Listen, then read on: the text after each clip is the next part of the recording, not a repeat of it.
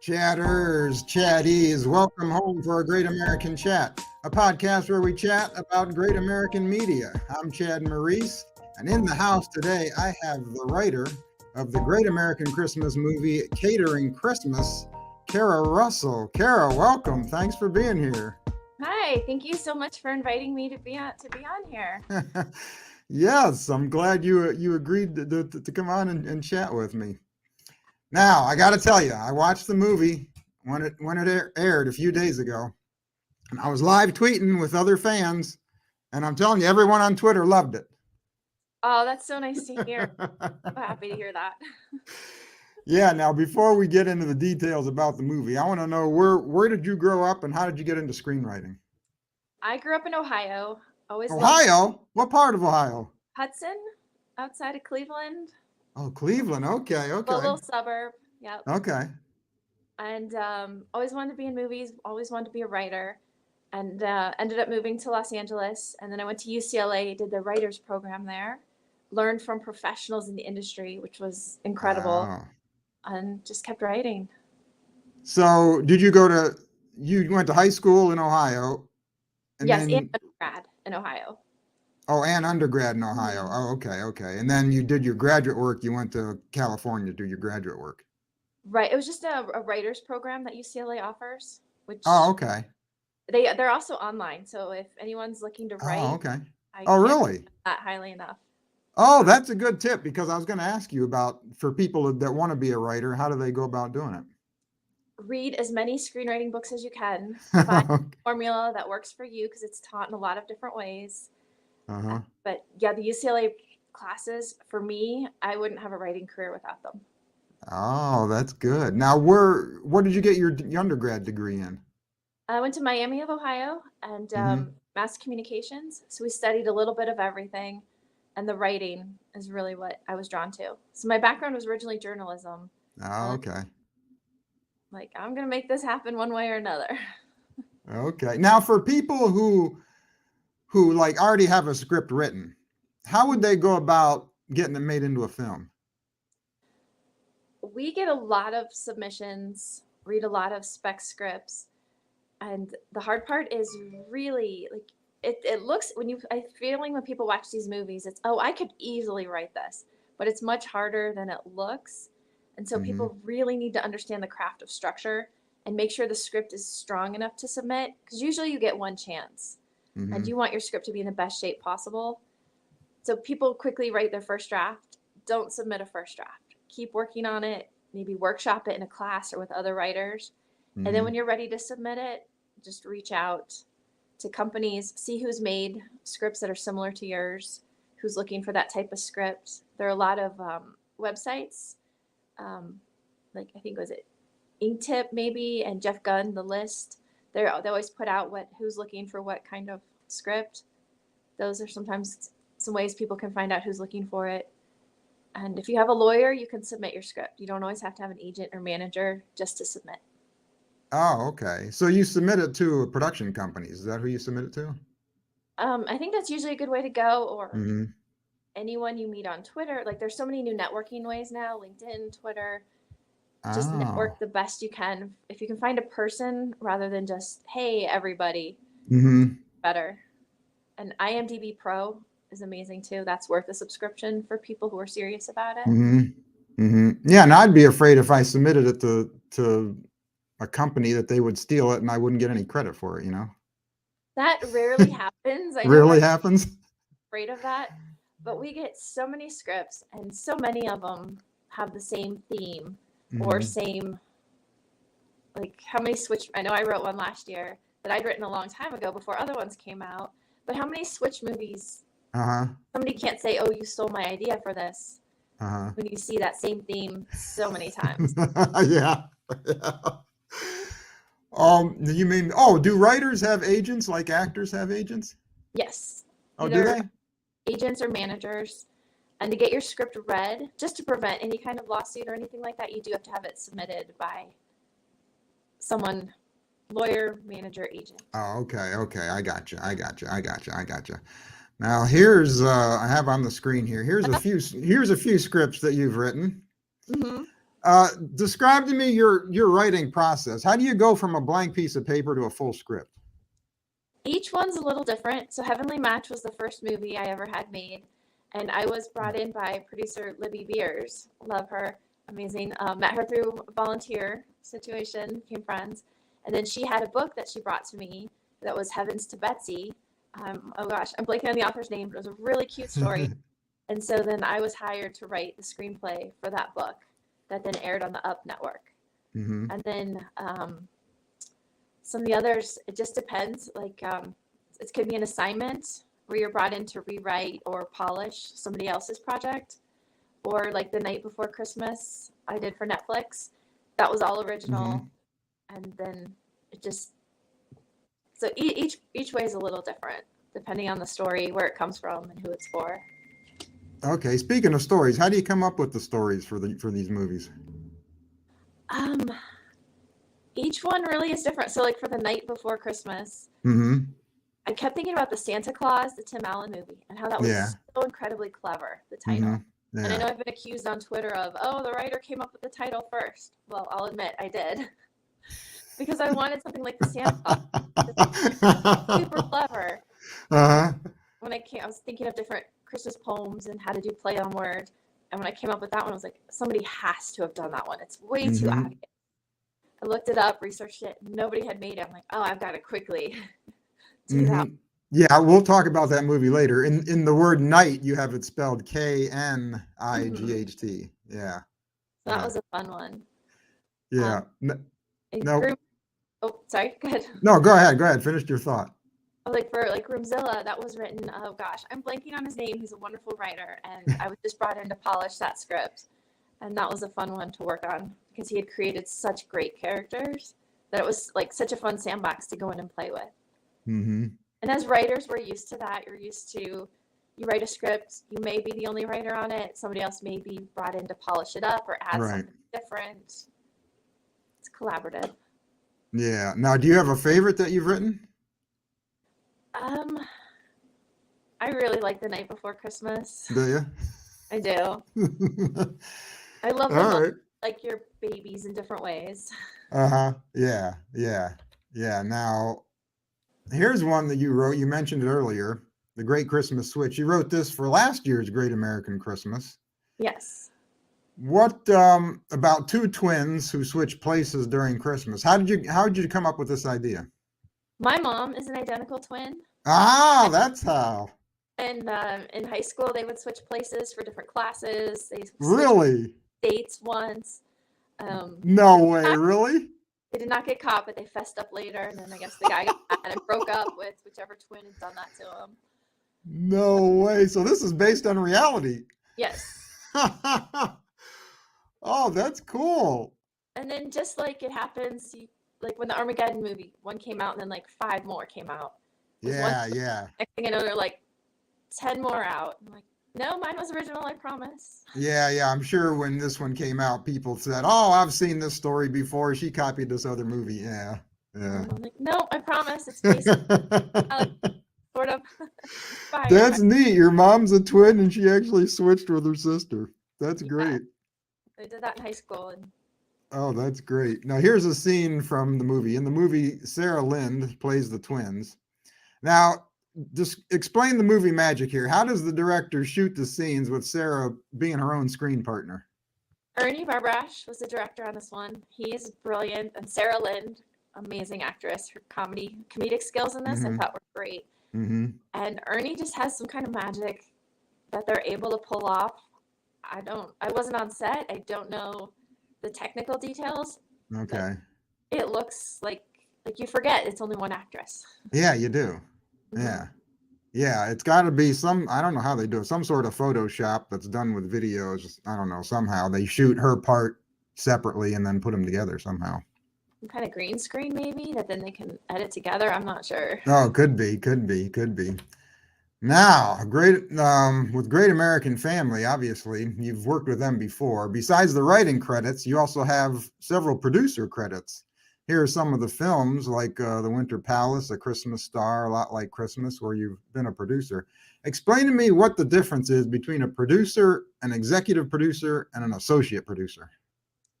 Um, it just depends on your position with the film, what you're doing, how you've worked on it. Because some people work creatively, some people work with the writer to develop the script, and then others, once you have a buyer for it or it goes to Great American Family has approved the project and said they wanted it, then the production team will take over. So just depending on who's worked on it, where from script to final product, the different credits. Oh. Oh, okay. Okay. Now, when you're on these projects as a producer, you're also involved in the casting process, aren't you? No, that's the No, director and the that's the production director. and Great American Family. Oh, okay, okay. So even if you're a writer on the project, you really have no say in the casting? No. No? Okay, okay. But That's I mean, all right. they pick such amazing people and talent that Yeah, no complaints ever. yeah. That's true. That's all right. Now you mentioned A Night Before Christmas. Here we go. This movie you wrote, it was a big hit on Netflix. It was huge. It was so much fun. I'm still Yeah. fingers crossed. They'll say, "Hey, we want a sequel." Oh, yeah. I'm surprised there hasn't been a sequel yet. Yeah. Yeah. Now, when you submit a script, do you have any idea what network or streaming service is going to pick it up and make it into a movie? This one was submitted through MPCA, Motion Picture Corporation of America, owned by Brad Cravoy, and fantastic company. They make all the movies that I work on for Great American Family and for Netflix. We also make CBS, Peacock. So MPCA, Brad's amazing, and so this one was specifically sent to Netflix when they were looking for Christmas movies as a pitch, and they liked the pitch, and it was developed from there. So Okay. and So then when you were writing it, you didn't know it was going to be on Netflix. well, I knew that was the targeted buyer. Oh, you knew. Okay. Okay. Yes. Oh, okay. Each buyer has different parameters or what they're looking for. So the Great American Family stories, we know they need to be, the romance is the A story, very Mhm. family friendly, nothing offensive. You want it to be a really sweet escape from the news and real life, and people just feel good after they've watched the movies. Mm-hmm. And different buyers are okay with different PG-13 or I see. different things are okay in each one. I see. So this one, you said you came up with the title first and wrote the movie based on the title? I did. I'll admit it. Oh, there's nothing wrong with that. There's nothing wrong with that. And then, Oh, what were you going to say? no, it's okay. Okay, now I found out that you wrote this movie, Fall into Winter, that Lori Loughlin's going to star in January. Yes. Right? This is going to be big. I'm very, very excited. Yeah, this one's going to get big ratings, I think. She's a sweetheart. Her creative input was amazing, and I'm very excited for this one. Yeah. Now, I'm guessing when you wrote this script, you probably didn't know that Lori was going to star in it? No, this one No. started as it's had a couple different title variations. So not all scripts start with the title. Mm-hmm. Started as a fall movie, then became spring. Well, just in the spec script stage. Then became spring, and then became Christmas. But that didn't work, and then it became winter, and Lori came on board. Okay. Yeah, I think I'm excited to see this one. I think I am, and a lot of people are. Yeah, and I think she's so brilliant. She has such good comedic skills, and so heartfelt. I think people are really gonna love it. Good. Let's talk Catering Christmas. For those who haven't seen it, give me a synopsis. So Merritt Patterson plays Molly Frost, a fledgling caterer who's trying to really get her business going. And she ends up landing the biggest job of her career. This was a make it or break it career job. And Daniel Lissing plays the nephew of the aunt who runs the foundation, the dinner that she has to plan. And he's assigned to help her because the aunt wants him. I don't want to give it away. Well, people have already seen it. It's already aired. For anybody who hasn't seen it, I don't want to give it away. Well, she hires him to help the caterer, pretty much. Yes. Yeah. And then fall in love, of course. Yeah. Now, where did this story come from? This one, I was trying to think of some projects targeted for Great American Family that I thought I could submit and hopefully they would like. And this one ended up working. And the fudge recipe in there was actually, that's based on reality too. My grandfather had a very special recipe that he would make. And so my mom and all her 5 siblings remembered as kids. In Ohio, there were hickory nut trees. And so they would find hickory nuts, crack them open, scrape them out, and use them for the fudge. Ah, that's where the hickory nuts come from for the fudge recipe, huh? And I can give Oh. you an inside secret. What? I was asking my mom after this aired for the recipe, thinking it was a special recipe. Well, it was the recipe in Joy of Cooking, like the 1946 or 57 edition. So it wasn't necessarily. Oh, that's neat. Yeah, because Molly in the movie, she's trying to recreate this recipe throughout the entire movie, and she can't quite get it right. But then in the end, she finally figures it out. So for anybody who wants to make that fudge recipe, get the old-fashioned Joy of Cooking. Joy of Cooking. My mom has that book. Yeah. And it's got to be the old one. It's where it's very simple ingredients, but it's boiling and it's an old-fashioned technique. Oh yeah, she has the old one for sure. Nice. Oh yeah. Now you mentioned Carson and Molly Frost are the character's name. I noticed you gave Molly a Christmas last name for this one. Yes. You have to put in a little Christmas. Yeah. As possible. That's right. Now, how do you come up with your character names? So it's a part of. I usually use family names. I'll throw in or friends' kids, which is fun because people love hearing their name in different things. Oh, okay. Carson is my baby nephew, who's a year old, or cousin. Sorry, nieces, nephews, cousins. He's my baby. Okay. Molly is our friend's daughter, and yeah, it's just fun to use those little Easter eggs for people who know me. And yeah, that's nice. Is my name gonna be in it? It must be fun for them to hear their name in it as one of the characters. Yeah. I haven't had a Chad yet in a script. That's a good one. You haven't had a Chad yet. Now, I know the answer. I was going to ask you if you had any say in the casting of Merritt and Daniel, but you mentioned earlier that you don't have a say in who gets in these movies. No, but I was thrilled when, they're both so good in this. Their chemistry is what really makes us. Yeah. Yeah. Well, he was in the other movie too that you were a part of, the one from last year. Yes, I was the executive producer on that one. Yeah, yeah, he was also in that one. Now, where was this movie filmed? It was in Canada. Canada, okay. Yeah. Most of them are up in Canada. Yes. Yeah. Were you able to go to the set for this one? No, unfortunately, I don't get to go to set. No. That'd be fun too, but I don't get to. Do you know what time of year this was filmed? I want to say it was not cold out. Yeah. So the snow, they do such an amazing job making snow and everything. Yeah, because they were showing promos for this movie. I think over the summer they were showing promos for it. So it must have been filmed like late spring, early summer, something like that. Yeah, I think you're right. I don't have time anymore. It's all a blur, but yeah, it's all a blur.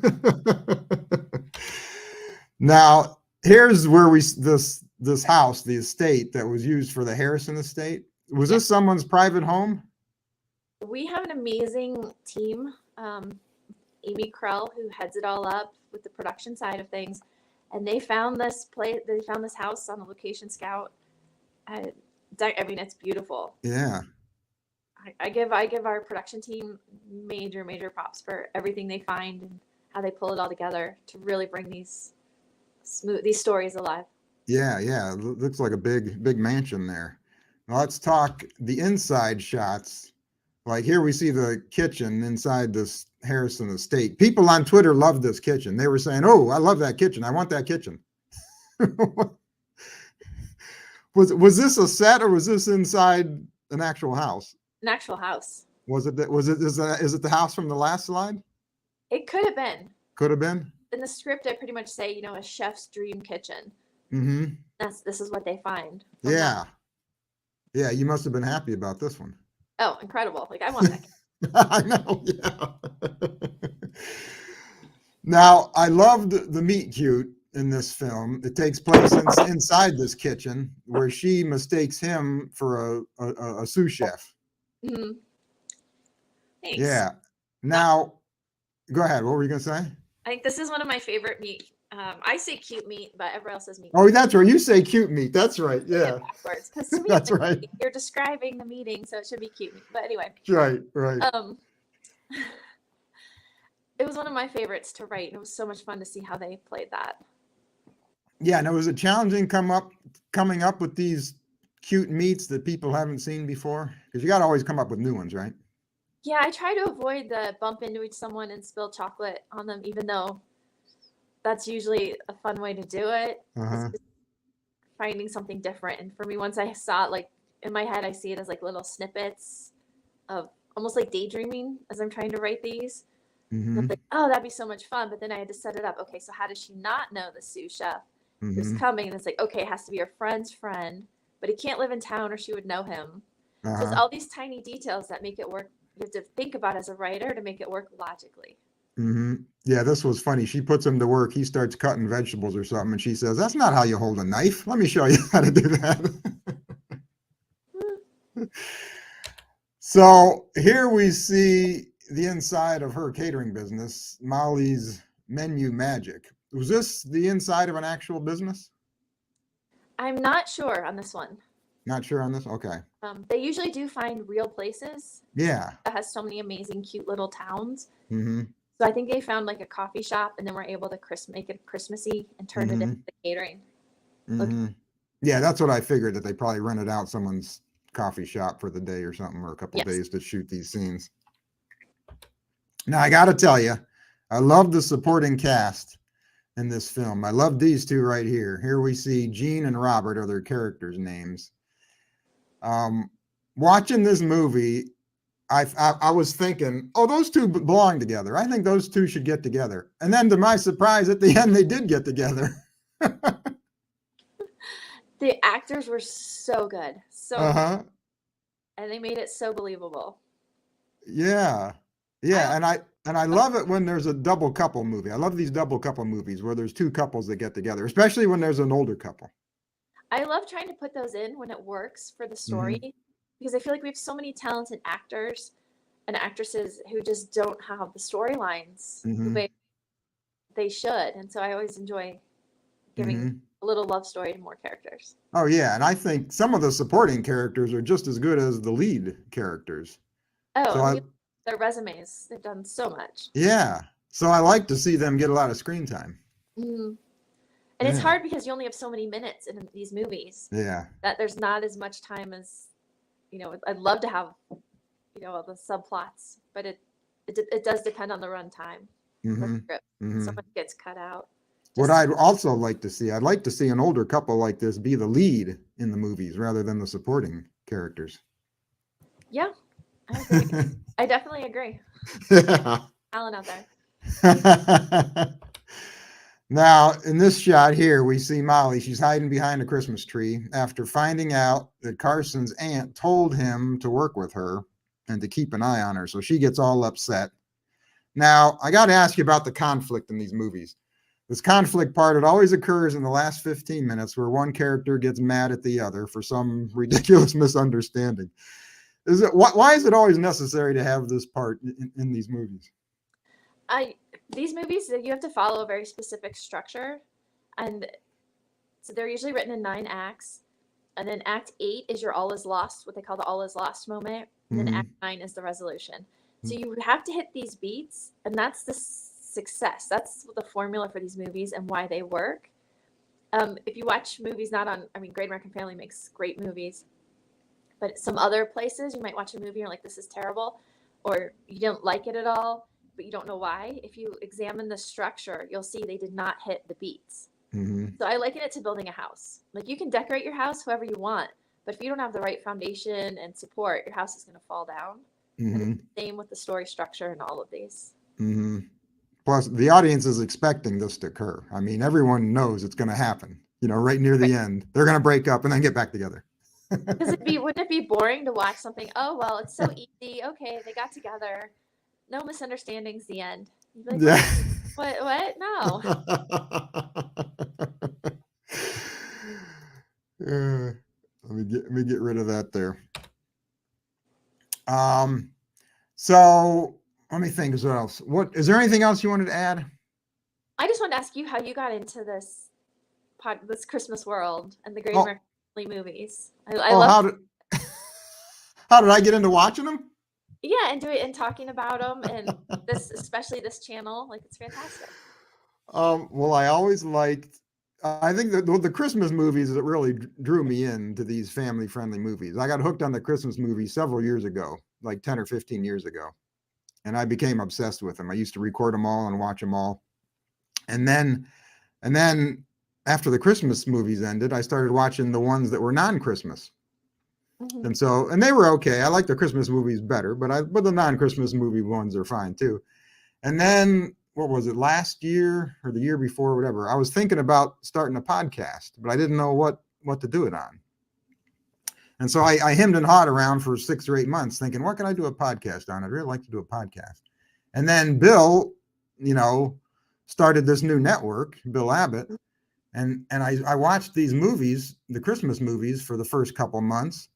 And I thought, geez, no one's doing a podcast. No one's talking about these movies. Maybe I should start a podcast and support Bill and this new network and just talk about these movies. So that's what I did. Love it. Are you in touch with anyone from their publicity team? No. No, I mean, truly, I'm sure. I mean, like, appreciate all the support because it's such a new network. Uh-huh. About it and just trying to get the word out. So Yeah. where to find it and to look for it. Mm-hmm. Yeah. So I do what I can to support the network as much as I can. Oh, that's fantastic. Get that. We work so closely with them. Bill Abbott. I love Bill. He's amazing. He's brilliant. Is he? Yeah, everyone says what a great guy he is. Absolutely. Yeah. Now, Catering Christmas, it's a fun movie. Like I said, people on Twitter enjoyed it. It will premiere several more times over the next couple months. Are there any future projects you're working on you're allowed to talk about? Lori's movie right now, which I'm very That excited one? to be airing in January. Okay. All right. Well, Cara, thank you so much for being here. Thank you for reaching out and for having me on your show. I really appreciate it. Yeah, this was fun. Now, drop your social media handles so people can follow you and your career. Oh, it's Cara, Cara Russell, on Twitter, Facebook, Instagram. Okay, great. Thanks again. What's that? Just add the J in my name. That's to find me. Add the J. Is that your middle initial? Yes. So what's your middle name? Justine. Okay. Family. Okay. Well, thanks again. And thank you, chatters, for being here. And until next time, you keep the faith, keep smiling, keep your friends close, and keep your great American family closer.